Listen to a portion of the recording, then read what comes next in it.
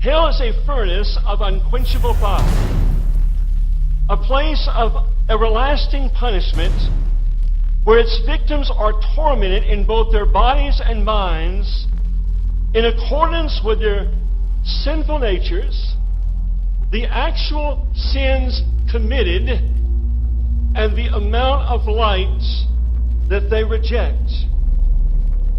Hell is a place for which God's wrath is revealed as a terrifying, consuming fire, and men live with unfulfilled lust and desires in torment forever and ever.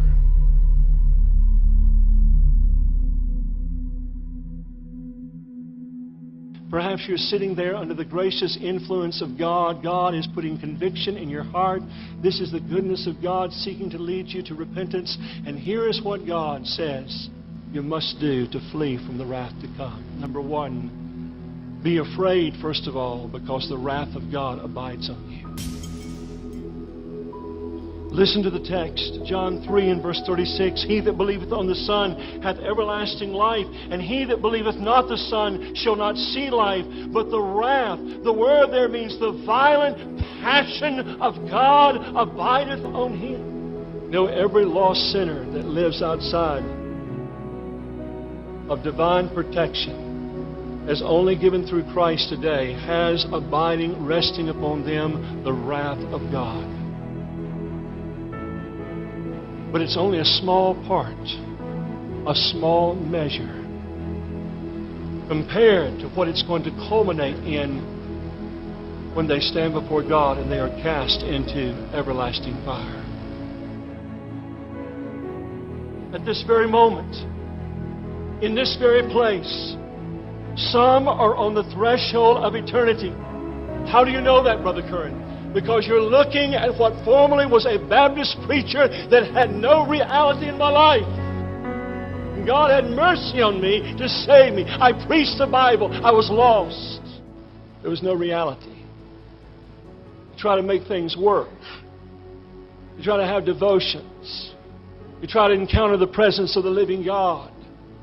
You try to have a sense of God in secret prayer. You just go through those disciplines, and yet there's no reality.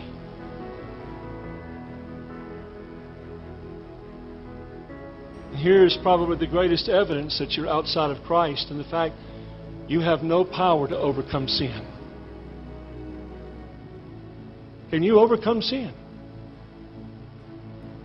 Or are you still living in the muck and mire of internet pornography?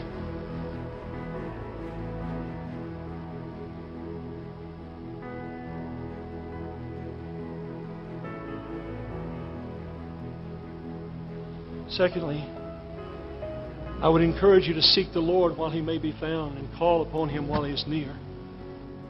Isaiah chapter 55. Listen, friend, that admonition presupposes that there can come a time where you'll seek the Lord, but He will not be found. If God's dealing with you, if there's conviction, if there's brokenness, if there's an understanding of your sin, fly to Christ. Look to Christ. Eric Alexander said the real horror of being outside of Christ is that there is no shelter from the wrath of God. No shelter. Thirdly, abandon all hope of saving yourself. Abandon all hope of saving yourself. Attempting to be moral and live up to these standards that you've heard in these days without the power of grace resting in your heart will only aggravate sin and increase your apostasy.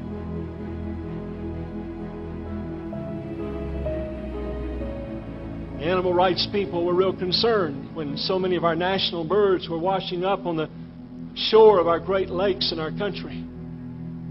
The bald eagle. So they began to closely investigate why these birds were dying the way they were. See, because of so much environmental pollution, the birds were not able to find sufficient game and sustenance to sustain themselves. And so these birds would fly across these lakes. And those monarchs of the sky would have those wings spread out, and flying just above the surface of the lake, they could see a pickerel or a pike. And suddenly they would draw those massive wings as they would soar upward. They would draw them to their side, and then they would dive toward the water, and they would penetrate the surface of the water like a bullet, and then they would spread those big talons out, and they would grab that large fish and make their way in a struggle to the surface of that water once again, and then spread out those wings and take their flight with that fish in their clutches. Only problem was, many times the fish was so large and the eagle was so far from shore that it would not turn loose the fish before the fish dragged that eagle to its death by drowning it. It did not have enough strength to get back to the shore. Friend, that is a picture today of so many people in our churches. They're embracing their own works. Those are idols. And before they'll turn loose those things and abandon all hope of saving themselves, that very idol will drag them to their eternal damnation. Believe on Christ at once. Believe on Christ at once. You say that's too simple. You want to know why it's so simple? Spurgeon said, the reason God has made it so simple, come unto me, all ye that labor and are heavy laden, and I will give you rest. All that come unto me, I will in no wise cast out. Why has God made it so simple? To annihilate the pride of man. Because man always wants to take a little credit, a little glory in what he's done.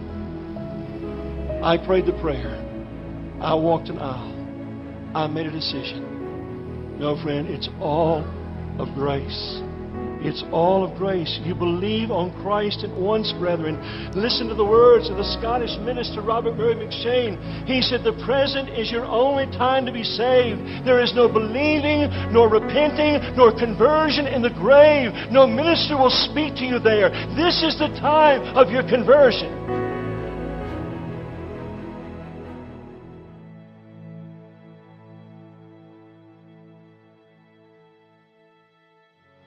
So once again, perhaps the words of Leonard Ravenhill are fitting. He said, if they sing, worthy is the Lamb in heaven, in hell they will sing, the harvest is past, the summer is ended, and we are not saved.